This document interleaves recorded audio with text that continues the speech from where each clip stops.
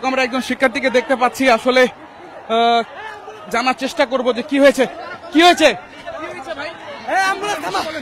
ভাই।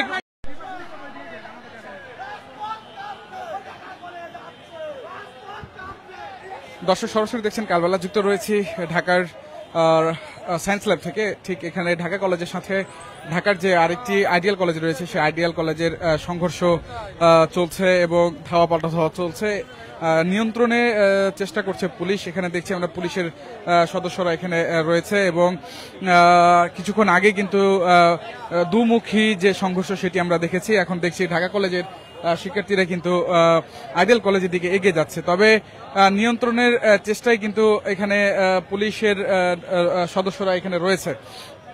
দর্শক আমরা এখন পর্যন্ত আসলে কি কারণে আজকের এই সংঘর্ষ ঢাকা কলেজের সাথে বিশেষ করে আইডিয়াল কলেজের সেই সংঘর্ষ কিন্তু আমরা এখন পর্যন্ত মূল যে কারণটি সেটি জানতে পারিনি।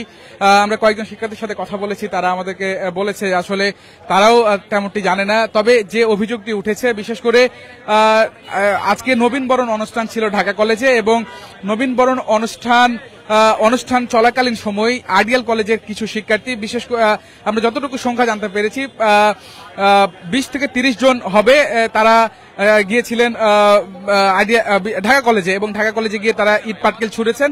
এরপরই এটি আসলে অন্যভাবে রূপ নেয়, অর্থাৎ এখন সংঘর্ষের রূপ নিয়েছে সেই বিষয়টি। আমরা দেখছি এখানে পুলিশের পক্ষ থেকে পুলিশের সদস্যরা এখানে রয়েছেন, তারা একটু আগে এখানে ছিলেন না, তবে এখন তারা এখানে এসে দাঁড়িয়েছেন। তবে এখানে ঢাকা কলেজের শিক্ষার্থীরা রয়েছে এবং অন্যদিকে আসলে আমরা যদি দেখি যে আইডিয়াল কলেজের শিক্ষার্থীরা কিন্তু আসলে মুখোমুখি অবস্থান করছে। আসলে আজকে কি কারণে সংঘর্ষ রূপ লাভ করলো জানেন কিনা? বলো। মিলি আমাদের সিটি কলেজের সামনে আমাদের আপনার হচ্ছে 2 জন বন্ধু ছিল এবং তাদের উপর আপনার হচ্ছে আইডিয়াল কলেজের কিছু ছেলে আসে মারধর, সেখান থেকে মিলি সূত্রপাতটা। মূল কারণ নাই, এমনি আর কি শত্রুতা। আমি ওনার স্যার এক বড় ভাইয়ের মাথা ফাটে দিছে, এই সূত্রে আর কি এই জায়গায় এটা বলা যাচ্ছে না।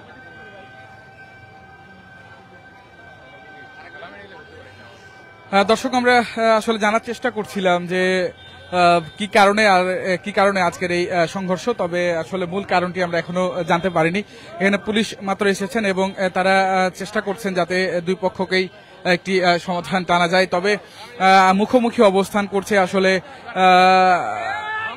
এই ঢাকা কলেজের শিক্ষার্থীরা এবং আইডিয়াল কলেজের শিক্ষার্থীরা। আমরা দেখছি যে মুখোমুখি অবস্থান, অর্থাৎ যে কোনো সময় সংঘর্ষ শুরু হতে পারে এমন একটি রূপ কিন্তু আসলে আমরা দেখতে পাচ্ছি। ঠিক মধ্যখানে রয়েছে পুলিশ এবং ইতিমধ্যে কিন্তু ধাওয়া পাল্টা ধাওয়া আবার শুরু হয়েছে। দর্শক ইতিমধ্যে কিন্তু আবার ধাওয়া পাল্টা ধাওয়া শুরু হয়েছে।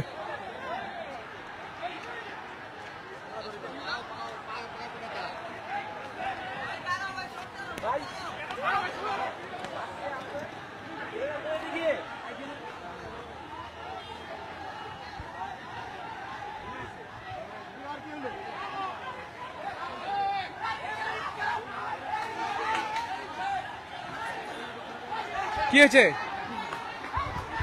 দর্শক আমরা একজন শিক্ষার্থীকে দেখতে পাচ্ছি, আসলে জানার চেষ্টা করব যে কি হয়েছে ভাই।